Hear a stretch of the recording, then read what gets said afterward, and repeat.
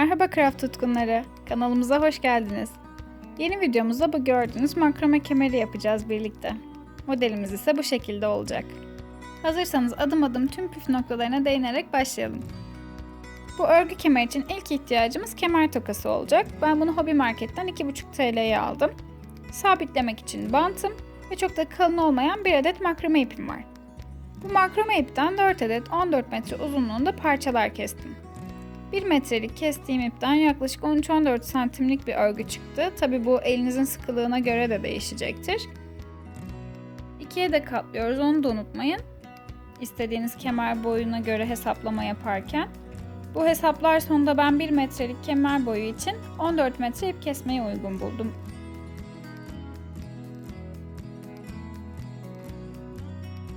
Kestiğim ipleri tam orta noktalarından ikiye katlıyorum.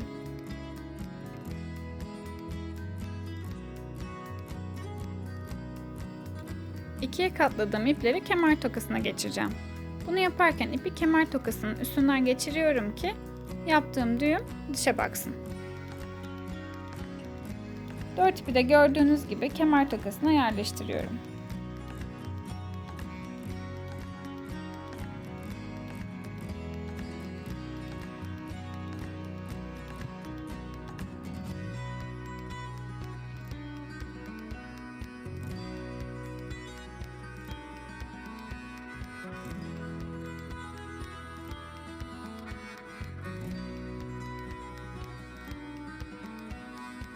Dört ipimizi bu şekilde konumlandırdıktan sonra 4 tanesini sola, 4 tanesini sağa olacak şekilde ayırıyorum.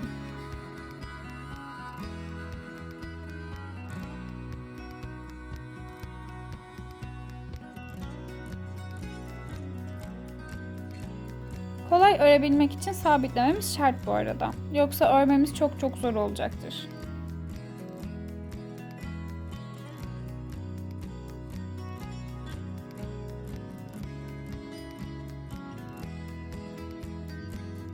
Ayırdığım dörtlünün sol tarafındakilerle başladım düğüm atmaya. En dıştaki bir sonraki ipin hep üstünde olmalı. En önemli kuralımız bu. Böyle bir şekil oluşturursanız başlarda takip etmeniz çok rahat olur. Ama zaten eliniz alıştığında hızlı yapmaya başlayacaksınızdır. Ben hangi ipin üstte hangi ipin altta olacağını karıştırmamak için siyah bantı belirleyici olarak kullanıyorum her zaman.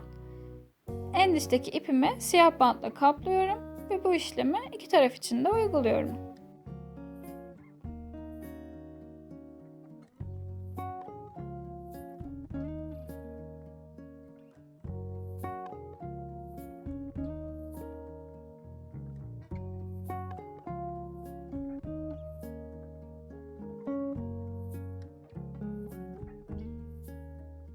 Üstte kalan ipimizi İkinci ipimizin üstüne gelecek şekilde yerleştirdikten sonra bunu sabit olarak düşünüyoruz. Yani siyah bantlı sabit olmalı. Ve artık onu hareket ettirmiyoruz. Altta kalan ipi boşluktan geçirip yukarı çekerek düğümümüzü atıyoruz. Bunu hep çifter yapacağız bu arada. Birinci düğümümüz tamam. İkinci için siyah bant ipi yine üste aldım. Şeklimi oluşturdum. Siyahı sabit tuttum. Alttaki ipi boşluktan geçirip ikinci düğümümü de tamamladım.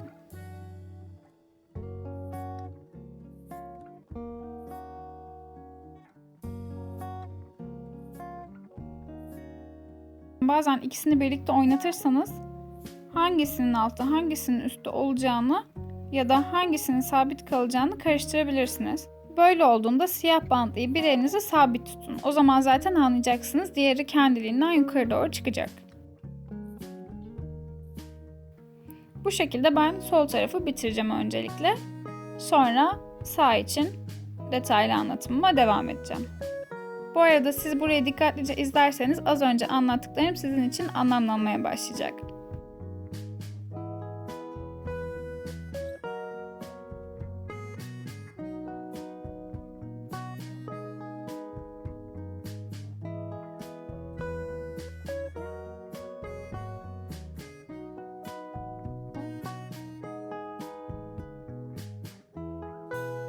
Öğrenmek istediğiniz başka makrame teknikleri de olursa bize mutlaka ulaşın.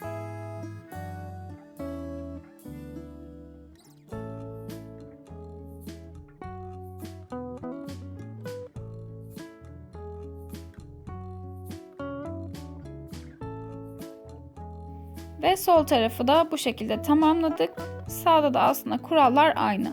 Solun simetriği olacak şekilde. Ve en dıştakini belirledikten sonra o en dışta siyah ipli olanı üste getirip öncelikle şeklimi veriyorum. Alttakini boşluktan geçirip yukarı doğru düğümümü atıyorum. Sabit kalması gerekeni bir elinizle gerdirerek de yapabilirsiniz aslında. Hangisi size kolay gelirse onu seçin. O da sizin tarzınız olsun.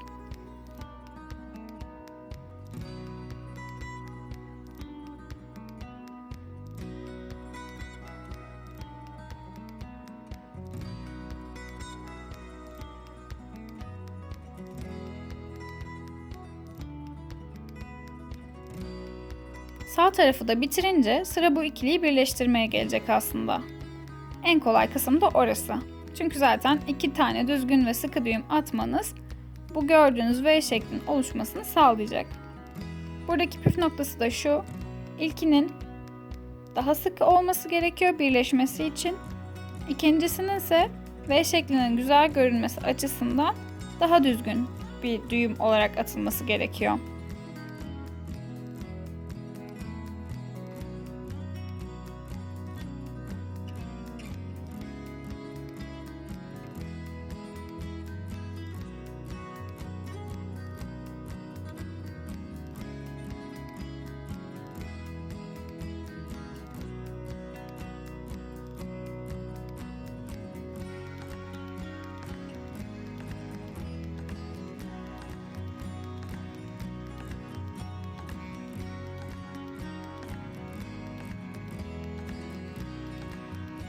Bu şekilde 4 ipime de çifter düğüm atarak sağ tarafı da tamamlıyorum.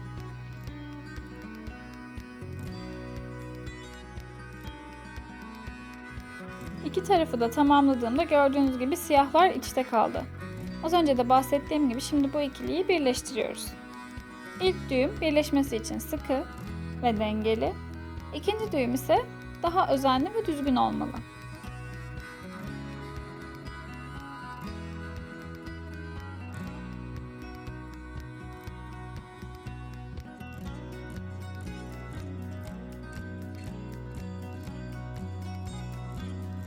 Sıram tamamlandığı için artık siyah bantları tekrar en dıştaki bantlara taşıyabilirim.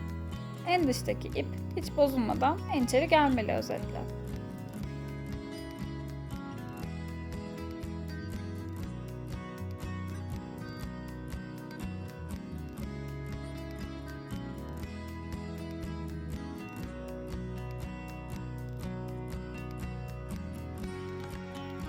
Başlarken size modeli daha rahat gösterebilmek için kısa iplerle bir örnek hazırlamıştım.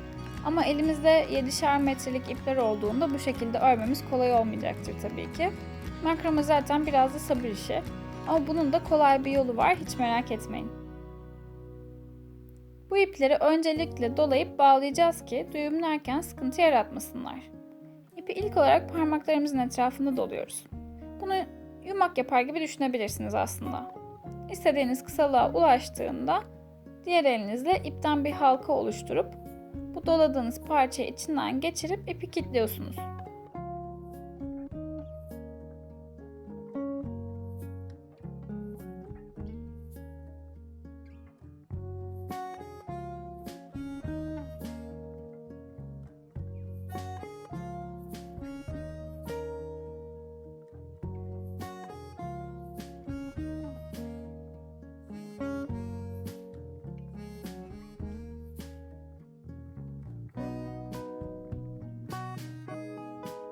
Artık açılma olmadan rahatça örebilirsiniz.